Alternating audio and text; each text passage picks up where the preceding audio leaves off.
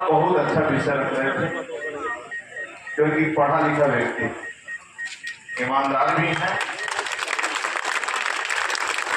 और दलितों शोषित गरीबों के लिए मसीहा भी। मैं विश्वास दिलवाता हूँ ये जिन्होंने इनका मैं पढ़ रहा था जो जमीनी दस्तावेज का दुरुस्तीकरण, नक्शा का दुरुस्तीकरण, आपके घरों मकानों का विरासत दाखिल खारिज कराना, त्योहारों के अवसर पर आतिशबाजी की बिक्री के लिए बाजार व्यवस्था करना, बुनकरों को विद्युत सब्सिडी संबंधित चौपाल लगाकर सरकार की योजनाओं को अवगत कराना, समय समय पर वार्ड चौपाल लगाकर समस्याओं का समाधान करना, लड़कियों के लिए सिलाई कढ़ाई केंद्र की व्यवस्था करना, विधवा और वृद्धा का पेंशन की व्यवस्था करना, लड़कियों की शादी के लिए सरकारी योजना का लाभ दिलवाना, बड़ी बीमारी पर सरकार की योजनाओं का लाभ, बेटी पैदा होने पर सरकारी लाभ, बच्चों को खेलने के लिए सुसज्जित पार्क, पात्र लोगों को मुफ्त आवास, नगर पंचायत साफ सुथरा, महिलाओं के लिए मुफ्त चौराहे पर संचालित शौचालय की व्यवस्था, जर्जर तारों की बिजली खंभों को दुरुस्त, सिविल लाइन, कुटुंब रजिस्टर परिवार, सफाई कर्मचारी, काशीराम कॉलोनी की समस्या और मीट कारोबारी लाइसेंस, ये सब की सभी विषय इन्होंने किया है। लेकिन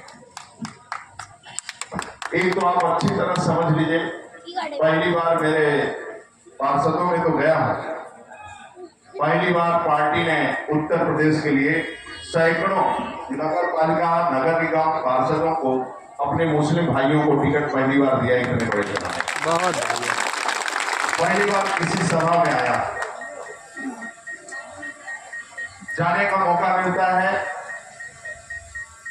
हम लोग जाति धर्म नहीं देखते हैं, अच्छे लोग हैं तो उनका लाइसेंस भी बनवाता और सब कुछ करता। मेरे बारे में आप पढ़ेंगे देखेंगे तो मेरा जीवन अलग है।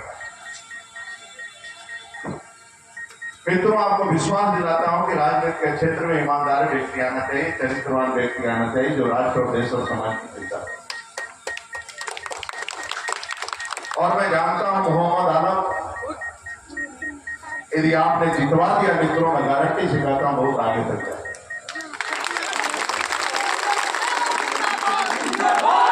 देश के अंदर कभी कभी राजनेता बहुत ईमानदार पैदा होते हैं जो ऊंचे पद पर बैठने के बाद भी अपना निजी मकान नहीं होता है, निजी घर नहीं होता है। जो उसमें आदरणीय नरेंद्र मोदी और अब्दुल कलाम साहब, देश के गौरव अटल बिहारी वाजपेयी ने उनको राष्ट्रपति बनाया था, लेकिन राष्ट्रपति बनने के बाद में उनके पास निजी मकान एक था।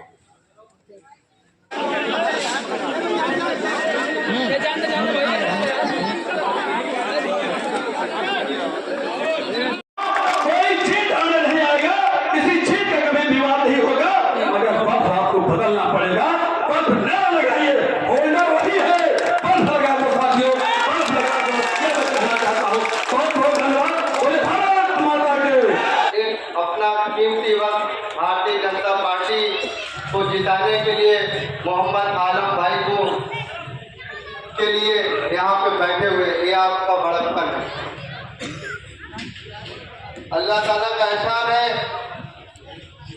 कि हम लोग असल जो नगर पंचायत की इशू को, नगर पंचायत के मतदाताओं को प्रभावित कर सके, ताकि वो उनके बल्ले बल्ले बन सके। इस चीज को मद्देनजर रख करके हमने आपके सामने जो मैनिफेस्टो 22-24 नंबर तक दिया है, आप सोचिए इसमें न किसी जात का है, न बिरादरी का, न धर्म का है, न किसी तरह से कोई मामला नहीं है। सिर्फ आपके आम नागरिकों का जो इशू है उसी इशू को हमने उठा करके भारतीय जनता पार्टी के हमारे नेता यहाँ मौजूद है, मंत्री जी मौजूद है, मिर्ची साहब मौजूद है, जिला अध्यक्ष मौजूद है, हमारे असली भाई आशीष भाई मौजूद है।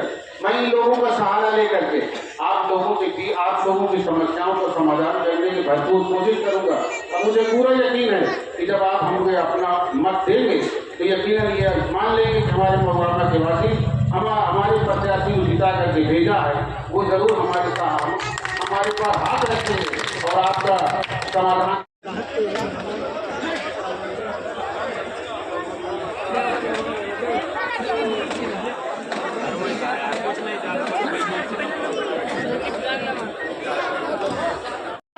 तमाम घोटाले से लेकर तमाम चीज हुए होंगे।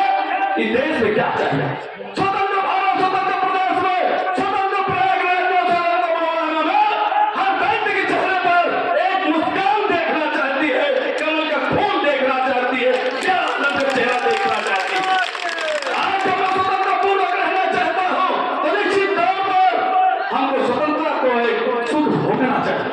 इस देश में क्या चाहिए?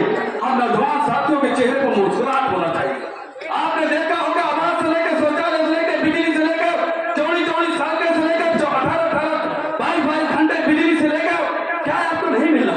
इलेक्ट्रिक फैसला आपको मिलना, किसान सम्मान निधि से लेकर किसानों के बिजली फ्री, किसान को सींचने के लिए तमाम ऐसे आयुष्मान भारत के स्वास्थ्य बीमा 5 लाख के कौन कर सकता? भारतीय जनता पार्टी ही कर सकती। तो जब एक आलम को आप चुनेंगे तो निश्चित तौर पर सुनिए यह क्षेत्र का विकास होगा। हम ये विकास चाहते हैं। आज आपने देखा होगा कि कोरोना जैसे महामारी बीमारी में अभी तक फ्री में राशन मिल रहा है, और जो यहाँ के थोड़ी बहुत शिकायतें आ रही है सफाई कर्मी से लेकर परमानेंट नहीं हुए, तो दावे के साथ कहता हूँ आलम के अपना परमानेंट कर जाओ। मैं आपसे कहना चाहता हूँ कहीं कोई दिक्कत नहीं होगा, कोई अधिकारी का नहीं हैसियत ताकत नहीं जो आपको परेशान करेगा। सफाई कर्मी हमारे पूछ नहीं है, कौन हमारा हाथों में मेला लगा कर जिस तरीके हमारा लोगों सफाई कर्मियों का पैर धोकर टोलियों से पहुंचने का काम किया, ऐसे सफाई कर्मी को पूजनी होती है, इनको पूजा करना चाहिए। ये मैं कहना चाहता हूँ क्योंकि गंदगी मैं करता हूँ, सफाई वो करते हैं, मैं करता हूँ, सफाई वो करते हैं, तो सफाई के भी सम्मान होना चाहिए। मैं दावे के साथ कहता हूँ मंच के माध्यम से जितने भी हमारे कर्मचारी है, जितने एरिया के मतदाता हैं, सबसे मैं यही कहूंगा कि आलम के आप जिताइए। मौका मिला है, मौका छोड़िएगा नहीं, दोबारा मौका नहीं आता, क्योंकि लोहिया जी पंडित दीनदयाल उपाध्याय सामना करना पड़ रहा। इलेक्ट्रिक खासतौर से जो इलेक्ट्रिक के तारों पर जिंदगियां दौड़ती हैं, आज वो इलेक्ट्रिक के तारों की वजह से जिंदगियां रुक रही। माननीय मंत्री जी, आपसे हम अपील करते हैं और हम जनता मोकामा की तरफ से आपसे अपील कर रहे हैं कि हमारी मोकामा की ये जो आवाम है, यहाँ बुनकर से जुड़ करके, बुनकरी से जुड़ करके कम से कम 3 से 4 हज़ार लोग अपनी रोटी रोजी का जरिया बनाए हैं। अब इसमें सब्सिडी के मुताबिक कुछ बातें थी, मैंने अपने मैनिफेस्टो में भी कहा है और आपका सहयोग पूरा मिलेगा, लेकिन कुछ चीजें चाहिए। अरे मेरे दोस्त, परवरदिगार ने भी आपको जब आप एक चीज लेते हैं तो दूसरा आपको वो दे देते। नेचर जिसे पढ़ती, जिसे कुदरत कहती, अगर दोबारा हम लोग दोहराएंगे नहीं, हम तांडव करने वाले लोगों में से नहीं, लेकिन अगर चेष्टा किसी ने किया, अगर किसी ने उस तरह से चेष्टा करने की कोशिश की, बदतमीजी करने की कोशिश की, तो उस बदतमीजी और चेष्टा का जवाब कानून के बारे में पूछ दिया।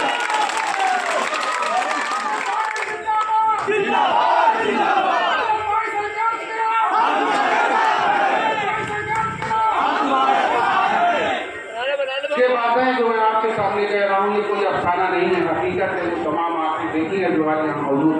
मैं इन्हीं शब्दों के साथ आप लोगों से पुनः अपील करते हुए अपनी बात मुखातिब करना चाहता हूँ कि 4 तारीख को अपना मत भारतीय जनता पार्टी को सिंबल कमल के फूल पर अपना वोट दे दीजिएगा।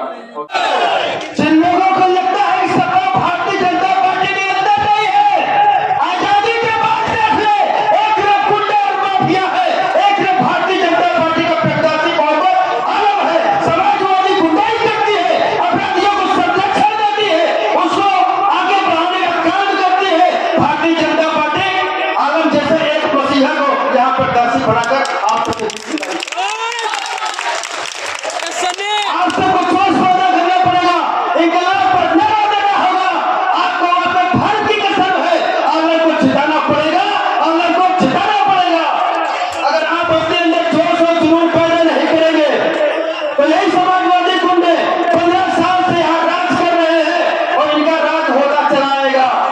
आप सबको भरोसा दिलाना होगा माननीय प्रधानमंत्री जी को, माननीय योगी जी को, माननीय केशव जी को, सुरेंद्र जी को, भारतीय जनता पार्टी के कार्यकर्ताओं को भी आपको विश्वास दिलाना पड़ेगा कि अब की बार आलम की सरकार बनेगी नहीं बनेगी। हाथ उठाकर के आप सब आशीर्वाद दीजिए। अब की बार आलम सरकार, अब की बार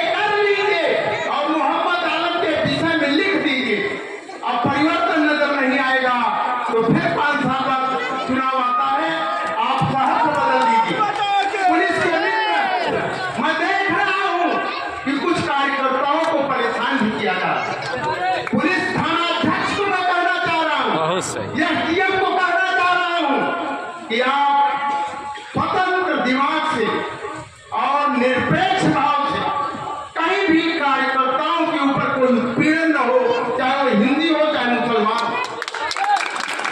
एक लेखपाल का बड़ा नाम आता है, लेखपाल महोदय यहाँ हो तो सुन ले, 4 तारीख के बाद आपसे पूछा जाएगा कि आप किस तरह से काम करें। थानाध्यक्ष महोदय से मैं कहूंगा, सीओ साहब से कहूंगा कि इस तरह से जो लाल कार्ड भेजा जा रहा है, आप देखो कि अशांति फैलाने वाला कौन है। अगर वो शांति नहीं फैलाता तो आप बेवजह का उनको उत्पीड़न मत करिए। और इस तरह से मैं सभी मतदाताओं को